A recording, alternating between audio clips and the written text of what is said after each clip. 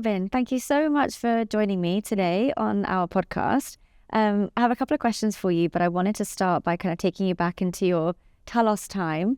The large cap oil and gas players in the US and more recently in the UK and Europe have talked about a move away from their low carbon strategies to focus on some of their core competencies and kind of the oil and gas competencies. Talos sold, under your leadership, the low carbon solutions business to Total Energies last year. Do you think this is a repeatable model that we'll see in future where maybe smaller, more independent players will develop the new carbon projects and then sell them onto the majors to take them to the next level? Or will developing low carbon projects at all be put on the back burner in light of the new administration's current focus? It's a great question. I think while it may not be front and center as far as the focus goes, I don't think Scope 1 and 2 reporting is going anywhere. I think transparency with emissions is here to stay, especially for energy companies, especially for public companies, and even those smaller companies that want to perhaps be on the market to be acquired one day. And so as companies look to decarbonize their own Scope 1 and 2, they're going to look for ways to do that, to drive down those emissions, or to build out a service line to help others do that. And so I think there's still going to be those same opportunities, especially with smaller firms that often have a core competency or perhaps an advantage to be a first mover in a space. Right. They can leverage that, and then it's kind of the natural next step for the larger balance sheets to come in and help fund it, and have a little patience, as it's, these large projects take a lot of investment, but also time to get to first revenue. I see it being almost a repeat of what we saw in sort of the shale development, where a lot of private dollars and smaller firms first went in, got first movers and got the acreage. And then later, now we see a lot of very much larger companies of coming in and really doing the full development of these fields. Yeah. And I guess it's a balance, right? Because on the large cap scale, they have the money, they have the resources, but making kind of moves is like moving a much larger ship, and that takes time, whereas a smaller company perhaps has less of the resources, but has the flexibility and kind of the ability to be more innovative where it comes to some of those things. Yeah, and more agile. I think that's key to unlocking innovation and getting into a new technology or application, is being able to move quickly and make some of those quick decisions. And that's, how the Talos team built out the project as well. Yeah. Well, talking of innovative technologies, let's talk about CCS in a little bit more detail. What do you think is needed to make CCUS more economically viable? What is the one thing that needs to happen in order to turn CCUS into a meaningful decarbonization lever? Also, another great question. As we think across the CCUS phases, you've got first the capture phase. You've got the transport to the final phase, which is either going to be permanent storage or sequestration or utilization. Today, typically the most expensive is still the capture piece up front, especially for the harder to abate facilities and sectors. So that's where things like the tax incentives in place can really help address some of those upfront costs. But as you think about the next phase of transporting, that's where proximity is key. You want to be very close to either that storage site or that utilization facility, not just for cost to install or construct new CO2 pipeline, but also a lot of the permitting that's required in order to move it.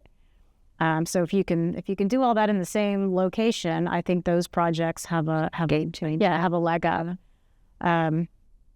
Yeah. You mentioned the tax incentives, and I know when we talked about this a couple of weeks ago around with the new administration, are we likely to see a change or shift in some of the kind of IRA policies or who's able to take advantage of some of those subsidies? And do you think we'll see a change, or do you think a lot of it will just continue as normal? It's hard to say with this administration, but I think a lot of it will probably continue. It's a vital part of decarbonizing a lot of subsectors. Mm-hmm.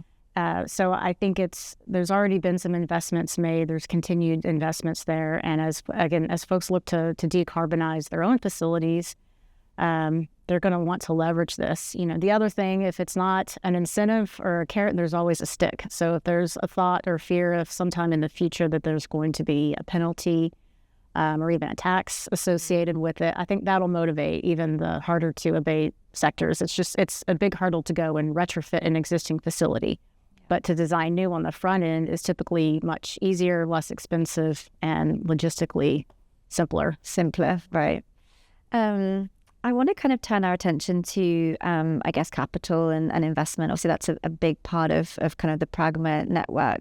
And a lot of traditional capital, as we know, has, kind of moved away or fled the oil and gas sector over the last few years. Do you see there being a return, perhaps from some of the PE or traditional players against what is currently, a pretty bullish backdrop in the energy markets, in particular in North America? I think we're due for that. We've seen a lot of consolidation in both upstream and midstream over the last several years. Kind of the natural next steps after these larger firms have owned these assets and look across their portfolio and see, which assets they're allocating capital to and which have become non-core. The next natural phase is to shed some of those. So I do think it'll be interesting to see some of those assets come into the market. And there's a lot of private equity that's been raised, or dollars have been raised for infrastructure projects. And so I do think there's going to be another wave. Another interesting thing, if you think about kind of when the shale revolution kicked off in the late 2000s, early 2010s, some of those basins are getting pretty mature. Yeah. But we didn't have all of the completion technologies and, recipes of the frac designs when we started. So I think going back and revitalizing some of these more mature basins will be very attractive to folks, especially if you've already got a wellbore drilled and you're just talking about a recompletion activity. It's much less capital intensive, especially if you've got a bullish commodity environment to help. And I think there's been like a huge amount of work around operational efficiency and capital discipline, and it perhaps is a more attractive proposition for an investor today than absolutely. We've come down the cost curve in a lot of these basins and understand the geology and what what recipe works for that particular rock in that particular portion of the field. This is just something that came up in the last couple of days, so I haven't kind of prepped you on this one. But we have had, you mentioned infrastructure, and the definition of infrastructure seems to be different, kind of depending on who you speak to. And some people will use infrastructure to be able to kind of encompass, gas, for example. Mm-hmm. Is that something that you've seen as well, kind of that definition kind of shifting and changing depending on kind of the type of investors that you're speaking to? And can people use it to their advantage to kind of say this is an infra piece, but actually it's, a gas pipeline? I absolutely think so. We went through a capital raise process when I was at Talos. And so we talked to a lot of infrastructure funds that were interested in deploying some of their raised capital. So they see whether it be, in the new energy space or even traditional, when we're talking about adding additional maybe processing facilities, pipelines, that's anything that's, not just a short cycle, drill and complete a well, I feel like falls into that infrastructure category. So I am, a little bullish that some capital is going to come back in and hopefully be deployed in some of those type projects. Nice. I know obviously you've been kind of at the front or forefront of some of these conversations with investors. And I think something that we see, especially within kind of the generalist investor community, is just a lack of literacy or understanding, of the energy space. It's pretty complex in comparison to others. How can we help educate investors that, oil and gas investing and energy transition investing, they don't need to be mutually exclusive, and, you can look at them together within a portfolio?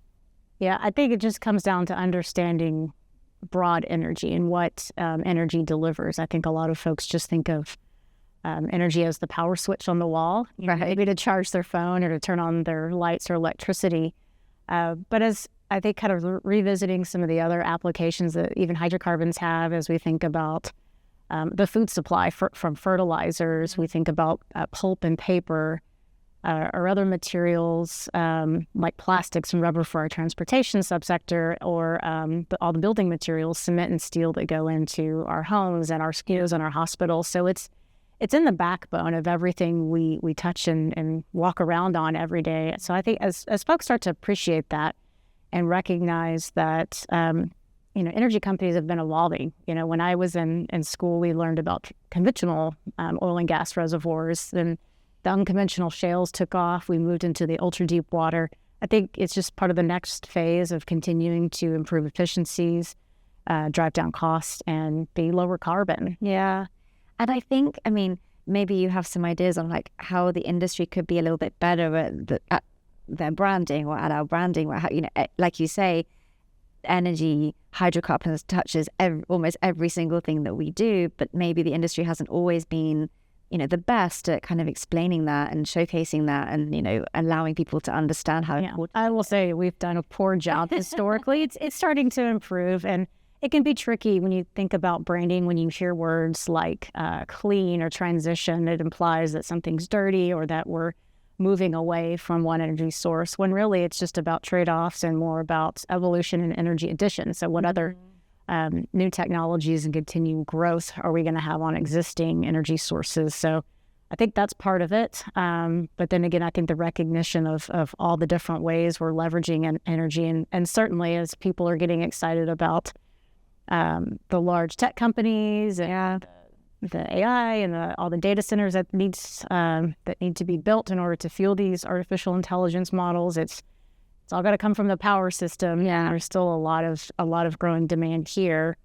So we can, you can kind of justify that here, and as the next generation's really thinking about social purpose, it's affordability locally, but also helping developing nations move out of energy poverty. I think that's a really noble purpose if you really understand what it is to bring energy into everyone around the world. I think it's really easy, isn't it, for us in kind of the developed world to talk about it in a certain way when we can just turn on a light switch and it works and we don't have to think about it. But actually we're only kind of 1 billion out of, 8 billion that have until it starts to get unaffordable, and then it becomes a big talking point. Yeah, for sure. Well, to your point about kind of the amount of time that we're now spending talking about AI and data centers, and I think in a number of workshops that we've been holding in the last couple of months, this kind of interaction between energy, power, water, it's not just looking at kind of one thing in a silo, but kind of the relationship between all. And I wanted to ask you about water because you're on the board of Select Water Solutions. I'm just interested, why was that of interest to you? And what are your thoughts on the relationship between energy, power, water, and other resources? Yeah, no, it's a great question. Fresh water is a vital resource. We need it in our drilling and completion operations, but it's necessary for a lot of the new energy technologies, various power. Direct air capture requires a lot of energy and a lot of water. But as we look at a lot of these really developing shale fields, particularly the Permian, there's a lot of produced water. So it's a lot about water management and what to do with that. Even in my prior companies, at the midstream companies, we made the business decision to get into the water business, realizing it was going to be an essential service in order to produce the hydrocarbons. So it really comes down to, the reason I was so interested in it is that water management piece, whether it's recycling, where you can actually reuse some of that produced water for frac jobs or completions, but also beneficial reuse. I mean, there's some new technologies out there on what we can do to help kind of go give some of that back to the community through agriculture or other groundwater management. So it's still developing, but there's, I think, a lot of potential there. Yeah, I think it's important to think of it not just in silos, but as a whole kind of energy resource landscape, because they all do lead into each other. And then I guess my final question is, is Pragma related? But when we approached you to join the Pragma board, what was it about the business that helped you decide that it is something that you wanted to do and were excited about? Yeah, I mean, it may be evident, but energy is sort of my passion. Personally, I'd love to see a lot more capital flows back into the energy sector. And then also to help recruit that next generation. I'd like to see some more professionals want to get back in energy, even petroleum engineering. I think perhaps it's a little more exciting today than a few years ago. I often tell the story of when I moved over from an operations role into more of a finance investor relations role. I was taking my son to Bring Your Child to Work Day, describing him what my new job was like. And, he looked at me and said, "So your job's not important anymore?" And I said, how did you get that from what I said? Well, he said, "Well, you used to find oil and gas, and that's very important because everyone needs energy." So he was listening all those years, coming to kids at Work Day. So I think as we think about branding and getting people excited about what we're doing, there's still hope. We need to get him on the board. Yes. We'll get him as a spokesperson. He's graduating high school now. So. Perfect. I do think, I mean, obviously one of the pragma pillars is around talent.